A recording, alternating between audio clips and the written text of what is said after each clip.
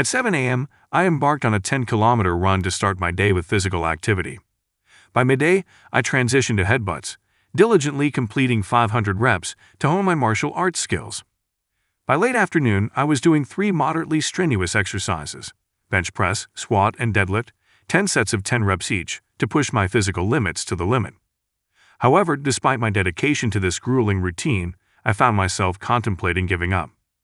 Am I succumbing to madness, or is there a method to my seemingly erratic behavior? Perhaps madness will offer a reprieve from the impending doom that looms over us all. Suddenly, a window system appeared before me, bearing an ominous message. The door to the last aid is about to open. With only a few seconds left until the end, I was urged to prepare for the impending disaster. Search recommendations appeared on the screen: strength training, cardio, and kendo, as the world hurtled towards its destruction. 15 days earlier, a warning had foretold the impending disaster as a monster appeared near Mount Manhwa. Despite initial disbelief, panic soon spread among the residents, scrambling to grasp the gravity of the situation. As the countdown reached its final moments, uncertainty and fear gripped us all, a collective realization that the end of everything was near.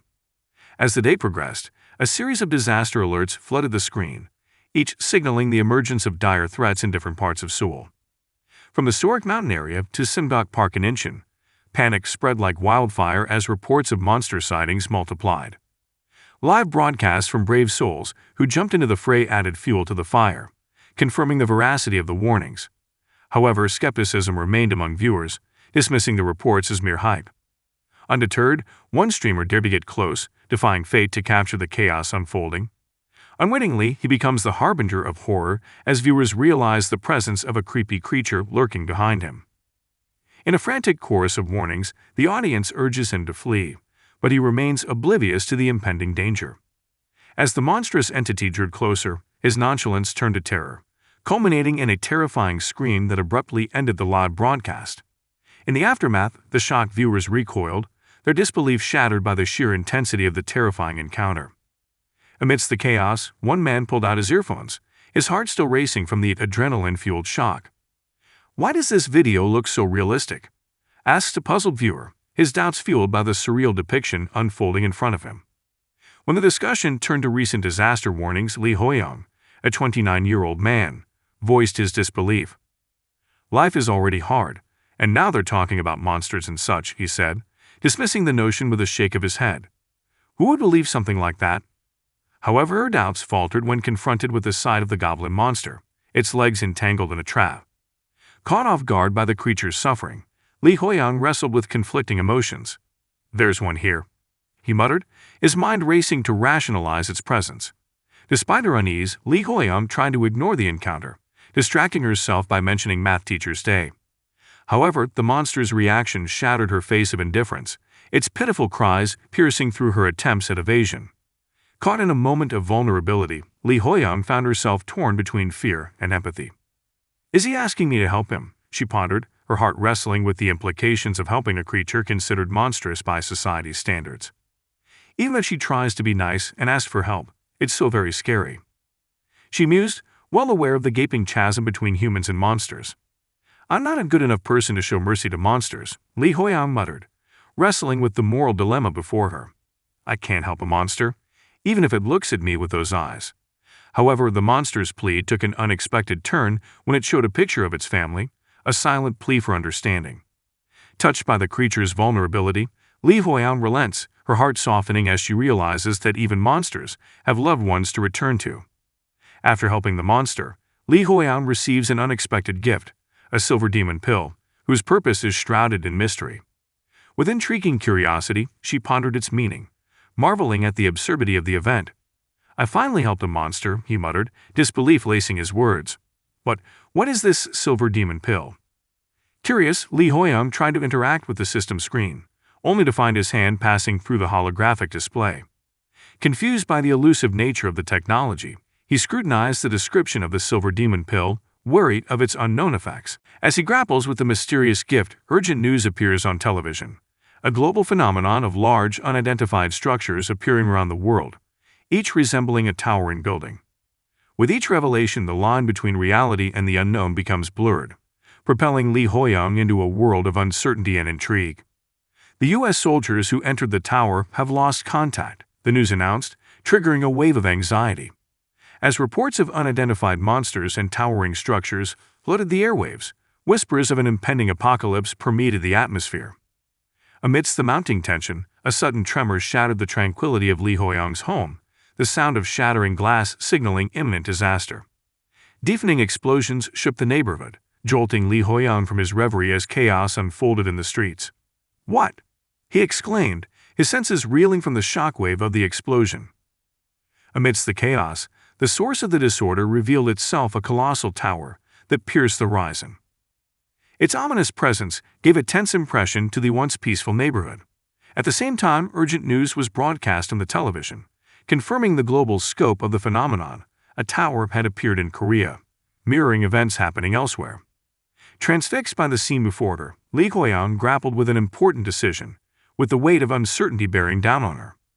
"I don't know if this is the right choice, but," he muttered, wrestling with doubts as he recalled the description of the silver demon pill. Summoning her willpower, she swallowed the pill, a solitary act of defiance in the midst of chaos. As the effects of the drug begin to take hold, Li Huiyang prepares herself to face the unknown, embarking on a dangerous journey into the heart of the unfolding apocalypse. A luminous window appeared before Li Huiyang, originating from the system, bearing the message, "You have acquired the status of Window Sage."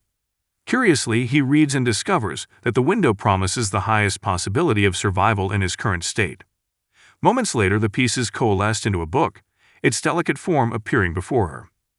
With a sense of awe, Li Huiyang accepted the mystical tome, its purpose shrouded in mystery. "Book," he murmured, his curiosity piqued. Upon opening the book, a glowing light emanated from its pages, illuminating the room around him. A revelation ensued as the window system revealed the book's true nature, a guidebook offering advice in the face of impending doom. It contained a countdown to the end of the world, along with recommendations for survival quests, strength training, cardio, and kendo. Reflecting on her adherence to the guide's advice, Li Huiyang reflects on the sacrifices made in preparation for the inevitable. "So I followed the guide's recommendations," she mused, her resolve unwavering despite the uncertainty that lay ahead. Now, standing amidst the serenity of the forest, Li Huiyang faced the reality of the situation as the system declared, "The door to the end has opened." Surrounded by the serene wilderness, she grappled with the stark contrast between hope and reality. "Is this the end?" she asked, her mind swirling with uncertainty. "It's a little different from what I imagined." Beside her lay a sword, its description mentioning that it was a blunt weapon. Li Huiyang looked at it doubtfully. "Sword," he muttered, his gaze fixed on the foreign object. Then, a command from the system signaled the start of the game, the tutorial unfolding before her eyes. When the aptitude test ended, Li Huiyang was assigned to the Combat Swordsman class, a revelation that took her by surprise. Combat Swordsman, he echoed, grappling with the sudden change in situation. Amidst the flood of system notifications, Li Huiyang navigated through a plethora of windows, feeling overwhelmed by the influx of information. "Too many things to read," she exclaimed, her mind struggling to process the various data. Determined, Li Huiyang accessed the status window, absorbing the details of her newfound identity. With 100% HP and 10 MP, he was designated as a combat swordsman, equipped with level 1 basic swordsmanship and the enigmatic status window sage skill. Noting his attributes, 14 stamina, 11 strength, 7 agility, and 8 sensitivity, he pondered the implications of his newfound role. Raising his sword with determination, Li Huiyang contemplated the task before him. "Does this mean everything really starts now?"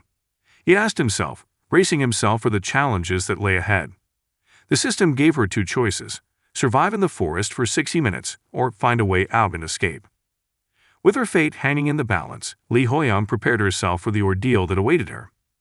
Li Huiyang pondered her options, weighing the implications of the tutorial's directions. "To complete it, I have to either survive in this forest for 60 minutes or escape through an exit somewhere here," she reasoned, her mind processing the task at hand.